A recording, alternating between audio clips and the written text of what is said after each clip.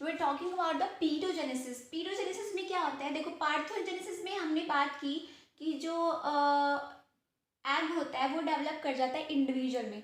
कई बार क्या होता है, डेवलपमेंट हो चुकी होती है, लार्वा बन चुका होता है, ठीक है, और लार्वा के अंदर पार्थोजेनेसिस हो रही है, मतलब समझ रहे हो। हम लोग जानते हैं कि जो लार्वा होता है,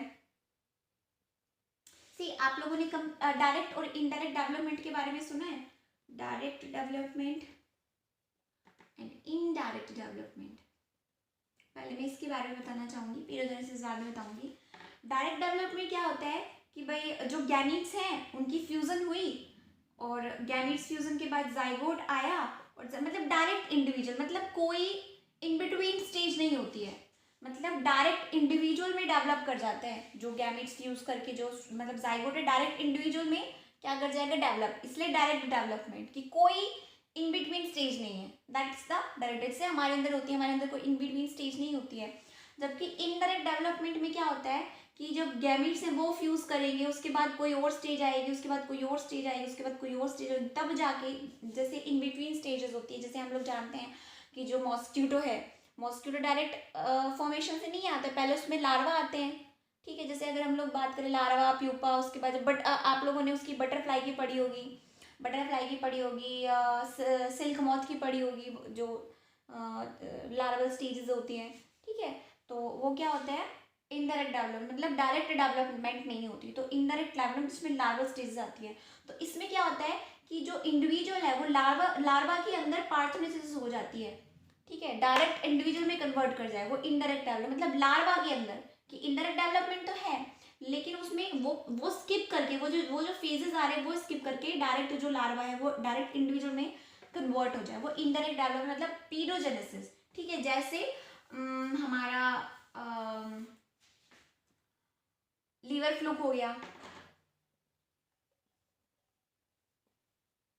liver fluke example, liver fluke के लार्वा है, दो तीन लार्वा है उनके अंदर होती है, मेरासीडियम रीडिया और करकेरिया, मेटा करकेरिया, इसकी लार्वल स्टेजेस हैं। वो आप लोगों को करने की जरूरत नहीं है, इसकी तो लाइफ साइकिल काफ़ी लंबी है, बस इतना याद रख लो कि लीवर फ्लूक की लार्वल स्टेजेस में पीडोजेनेसिस मतलब पार्थोजेनेसिस होती है। पार्थोजेनेसिस, पीडोजेनेसिस पार्थोजेनेसिस ही है, बस लार्वल स्टेजेस में जो पार्थोजेनेसिस हो, मतलब paedogenesis is the when पार्थोजेनेसिस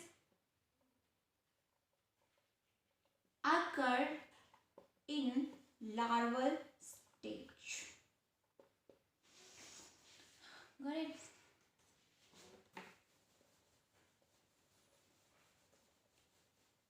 C parthenogenesis हमने नेचुरल बात कर ली, अब हम लोग बात करते हैं कि पार्थोजेनेसिस आर्टिफिशियल भी होती है, मतलब हम इसको इंड्यूस भी करा सकते हैं, या तो हम लोग इसकी कैसे किसी ऑर्गेनिज्म या एग के अंदर कोई फिजिकल स्टिमुलस देकर स्टिमुलस या फिर कोई केमिकल स्टिमुलस देकर, ओके। आर्टिफिशियल इवेंट जैसे फिजिकल स्टिमुलस में एग्जांपल हम कोई हीट शॉक देते, हीट शॉक या फिर इलेक्ट्रिक शॉक से टेम्परेचर बढ़ा दें, इलेक्ट्रिक शॉक दे दें, यूवी रेज मतलब के आगे उसको इंड्यूस करा दें, या फिर हम लोग क्या कर दें, प्रिकिंग अ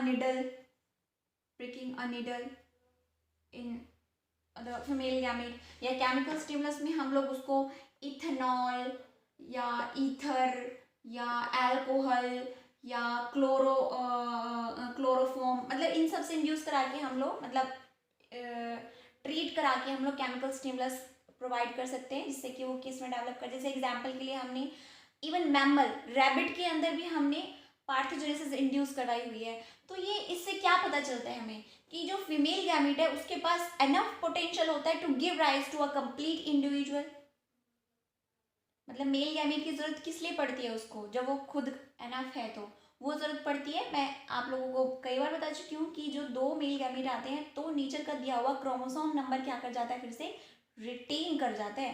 तो एक्चुअल में जो फ्यूजन है, सेक्सुअल फर्टिलाइजेशन है, वो मियोसिस वाली चक्कर जो पड़ता है उसके लिए होती है कि गैमीट्स आते हैं, गैमीट्स क्या हो गए थे मियोसिस से एनन कंडीशन में हो गए थे, फ्यूज कर दे तो इंडिविजुअल वापस से डिप्लॉयड कंडीशन में रिटेन कर जाते हैं, जबकि एग के अंदर पूरी पोटेंशियल होती है कि वो एक पूरे इंडिविजुअल को गिव राइज कर सके, ठीक है।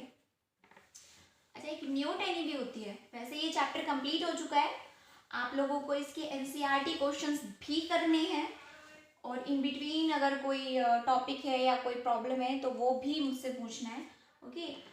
न्यूटनी मैं आप लोगों को बता रही हूँ।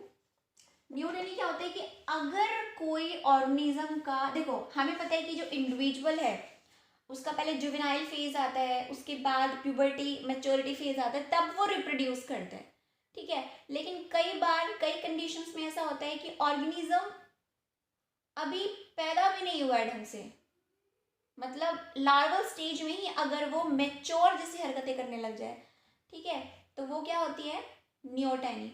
जैसे मतलब इफ लार्वा के अंदर लार्वा प्रोड्यूस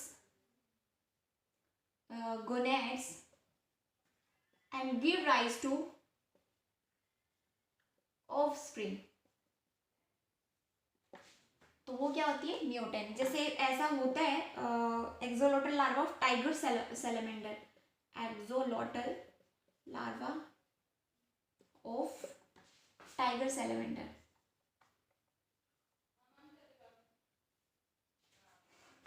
सी ये एक एम्फीबियन है, टाइगर सैलमेंडर, छिपकली के जैसा दिखता है समवॉट, और एक्सोलोटल इसके लार्वा का नाम है कि कई स्टेजेस होते हैं, इंडायरेक्ट डेवलपमेंट होती है, लार्वा मतलब इंडायरेक्ट डेवलपमेंट है।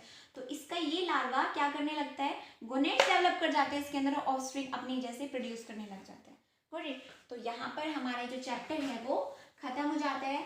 एनसीईआरटी क्वेश्चंस भी करने हैं और साथ के साथ ये चैप्टर है थोरोली रीड करना है। अगर कोई प्रॉब्लम, कोई वर्ड ऐसा हो जो समझ में नहीं आता, देन कॉन्टेक्ट मी, ओके।